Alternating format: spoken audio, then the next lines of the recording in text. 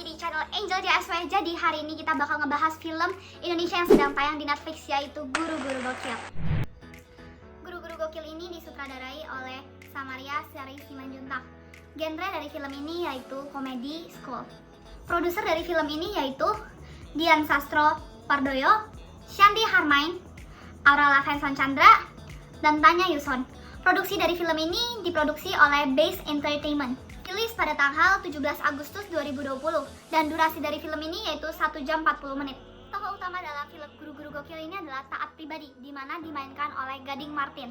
Dan tokoh kedua yaitu Nirmala, di mana dimainkan oleh Dian Sastro Wardoyo.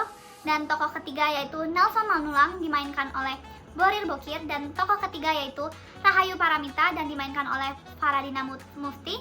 Dan tokoh yang terakhir yaitu Kevin Ardilova, di mana dimainkan oleh Ipang. Taat Pribadi adalah seorang yang suka banget sama uang dan ia sangat benci sekali menjadi seorang guru. Kebenciannya ini lahir dikarenakan ayahnya berprofesi menjadi guru dan mendidiknya secara keras. Jadi si Taat ini memutuskan untuk pergi ke kota mengadu nasibnya untuk membuktikan kepada ayahnya bahwa ia bisa jauh lebih sukses daripada ayahnya. Namun usahanya yang bertahun-tahun mencoba sukses di kota ternyata gagal. Akhirnya ia di kota malah kehabisan uang dan ia akhirnya memutuskan untuk kembali ke rumah ayahnya ke desa. Lalu di desa ia pergi ke jasa penyambung pekerjaan. Di sana ia melihat sebuah brosur di mana pencarian staf untuk kapal pesiar. Lalu ia tertarik dengan pekerjaan tersebut. Namun ternyata membutuhkan biaya yang sangat mahal untuk menjadi staf di kapal pesiar. Jadi terpaksa banget pekerjaan yang harus ia jalani pada waktu itu yaitu menjadi guru pengganti di SMA Garuda, di mana ayahnya juga mengajar di sekolah tersebut. Namun tetap tujuan utama dari Taat ini terpaksa menjadi guru untuk mengumpulkan uang menjadi sebuah staf di kapal pesiar. Di SMA tersebut Taat bertemu dengan guru-guru yang memiliki latar belakang yang berbeda-beda dan tentunya unik.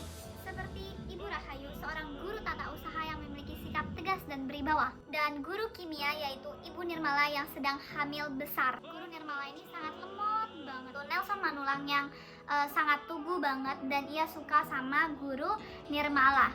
Taat yang semakin dekat dengan tujuannya ketika mengetahui bahwa ayahnya yang kala itu pensiun akan mendapatkan dana pensiun sebesar 100 juta rupiah.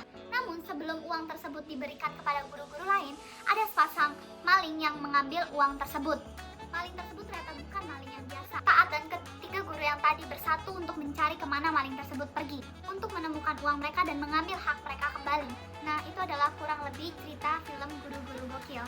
Kembali ke awal cerita, di mana kita diingatkan kembali dengan statement utama dari karakter Taat, yang disukai yaitu uang dan yang dibenci adalah guru. Tetapi dua hal ini tuh seharusnya jadi identitas utama karakter, tapi ini tuh tidak diekspor dengan dalam di sepanjang film. Contohnya Mas saya, seorang Taat Pribadi yang benar-benar benci banget sama guru, apalagi menjadi guru. Dia baru nyoba sekali datang ke jasa penghubung kerja di desa, dan dengan pasrahnya ia menerima pekerjaan sebagai guru pengganti di SMA yang sama lagi dengan ayahnya yang berprofesi menjadi guru di SMA tersebut. Seharusnya kalau karakter utama ini punya kebencian yang begitu notoknya dengan guru dan menjadi guru, seharusnya tokoh utama ini memperlihatkan gimana usahanya untuk mencari pekerjaan yang lain. Di film ini tidak seperti itu. Malahan si Taat Pribadi dengan pasrahnya datang ke SMA tersebut. Beberapa hari kemudian si Taat Pribadi ini melamar menjadi guru di SMA sana. Kemudian kecintaannya ia pada uang ini tidak diperlihatkan di sepanjang film, hanya kelihatan di paruh akhir film ini. Padahal harusnya banyak sekali momen yang bisa dimanfaatkan untuk memperlihatkan bagaimana Taat ini sebenarnya dari awal sampai akhir film ini masih cinta dengan uang. Maka dari itu statement awal atau utama dari film ini tuh jadi lemah banget karena tidak didukung dengan scene atau cerita atau kejadian di sepanjang film. Kemudian hubungan Taat dengan ayahnya itu juga ngambang banget gitu loh. Kita tahu bahwa hubungan Taat dengan ayahnya itu kan dingin, tapi di sepanjang film ini cuma ada 3 kejadian yang menunjukkan kedinginan tersebut. Kejadian pertama ketika Taat meninggalkan ayahnya ke kota. Kedua, ketika Taat kembali dan respon ayahnya tuh cuma biasa aja. Ketiga, waktu Taat dan ayahnya bersama-sama di sekolah sedang mengajar, tapi ayahnya cuma mendiamkan Taat aja. Ya itu doang kejadian yang mereka lakuin, gak ada lagi kejadian selain itu. Sehingga pada momen klimaks ini dimana akhirnya Taat Pribadi ini berani untuk mengkonfirm ayahnya, dan akhirnya ini ayahnya tersentuh, menangis, menyesal dan meminta maaf. Akhirnya mereka berpelukan. Saya sebagai penonton ini tidak meyakinkan dengan scene tersebut dan akhirnya rasanya cukup hambar. Dan kemudian kita masuk ke masalah yang paling besar dalam film ini menurut saya, yaitu cincin Pak Le. Pak Le adalah karakter antagonis dari film ini. Dia adalah seorang mafia desa yang mempunyai kekuasaan dan koneksi yang kuat dengan orang-orang penting di dalam desa ini. sehingga tidak ada seorang pun yang berani untuk menangkap dia. Pak Le ini juga yang menyuruh kedua maling tersebut untuk merampok gaji-gaji guru. Sedari awal aja ketika Taat menemukan cincin Pak Le dengan narasi yang menjelaskan betapa pentingnya cincin tersebut, saya udah tidak teryakinkan karena si Taat pribadi aja menemukan cincin itu terletak di atas meja di mana orang umum bisa masuk dan cincin tersebut seruangan dengan mobil-mobil bekas yang Pak Le punya.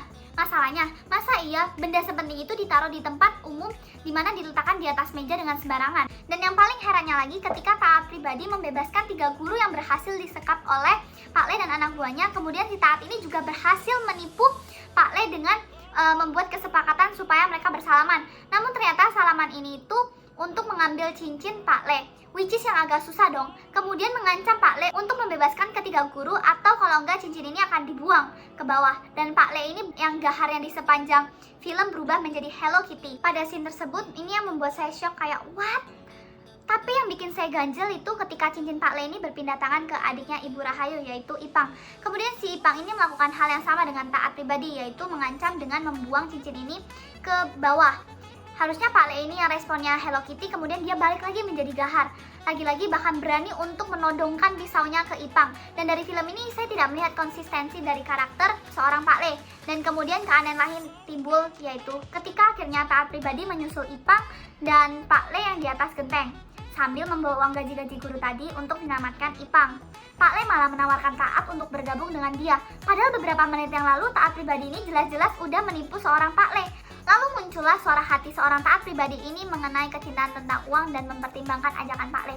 Padahal di sepanjang film itu udah tidak pernah disebutkan lagi mengenai kecintaan pada uang. Jadi kesimpulan kekurangan film ini yaitu agak berantakan ya setiap filmnya. Namun kelebihan dari film ini yaitu penataan karakternya itu cukup dibawa dengan bagus sehingga menimbulkan komedinya juga dapat. Dan yang kedua, percakapan dari setiap pemain juga jelas sehingga mengerti alur cerita ini. Dari film ini kita dapat belajar bahwa uang itu bukan segalanya dan yang terpenting itu adalah orang-orang di sekitar kita yang kita pedulikan dan yang mempedulikan kita.